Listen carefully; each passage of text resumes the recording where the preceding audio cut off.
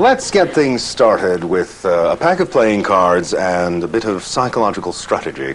Do you play cards? Yeah. Then you'll be perfect. Stand right here. You get a nice round of applause for volunteering. Your name?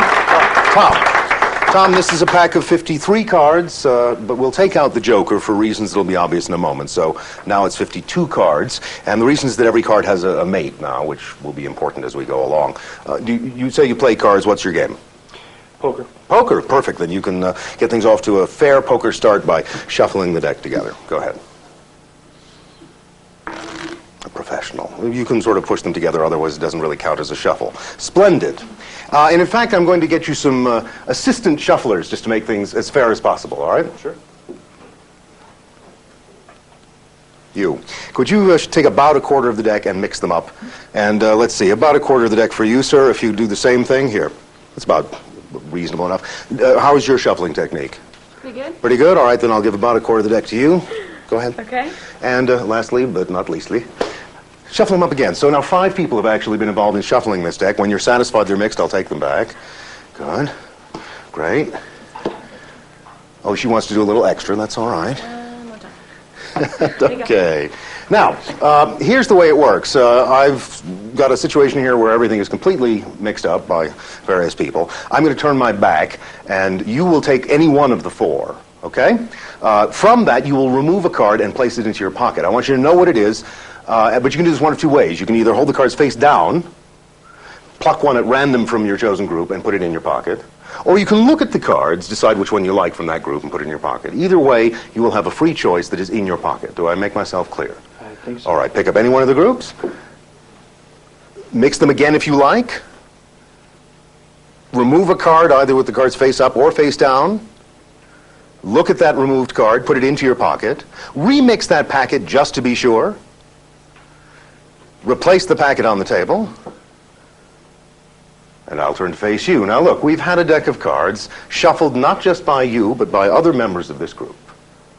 You have done all of the choosing at random with my back turned. If I were any more fair about this, you'd be doing the routine for me. Now, if this were a traditional card trick, then the object would be for me to locate the card you chose. But in this circumstance, that's pathetically easy. The card you chose is in your pocket. Yes. So instead, we're going to deal with the mate of your card. That's the reason we got rid of the Joker, because every card in the deck has a mate. So if, for example, if you chose the Ace of Spades, and if you did, say so now and we'll end the routine quickly. Nope. But if you had chosen the Ace of Spades, then we would now be looking for the Ace of Clubs, which would be somewhere among the groups on the table. So you understand the game at work. Whatever the card you took, we're going to be trying to find the mate of that card, the card of the same color and value.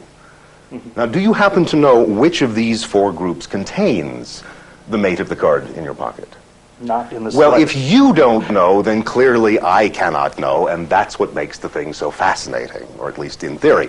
Let me do this. I will show you these piles one at a time, and you look as I fan them to you. If you see the mate of your card, I don't want you to say anything. I just want you to think yes. You say.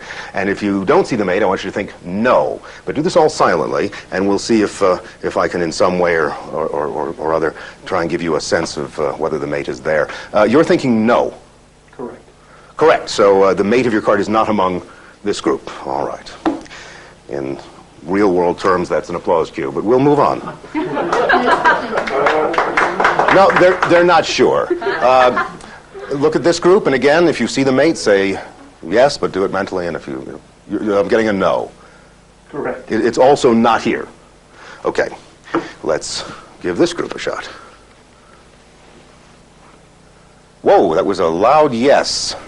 Not perhaps loud to you, but to those of us with the proper training. Did you? Yeah, it's one of these, somewhere in here. So I will divide the cards in this set into red and black, and all you do is think red or black as to which group is the correct one. Don't look at the groups, look at me, thank you. We're sticking with the reds, yes? Okay, so I will divide these into hearts and, well, there's only one diamond in this particular group. That's going to make it too easy. Let's divide them into odd and even, all right? That'll be a little, yeah, that's about half and half. So here we are, odd and even. And that was good. It's in the even group. Yes. Let's do it into high and low. These are the big ones. These are the small ones. And you've got, all right, and we're down to 2. One of these should be the right one. The question is which. Don't say anything. Just think of which it is. Yeah, okay. If I'm not going to, don't say anything. Just don't show you this one. Yeah, I'm going to show you this one. So it should, okay, I think I'm in business. Give me the card from your pocket, please.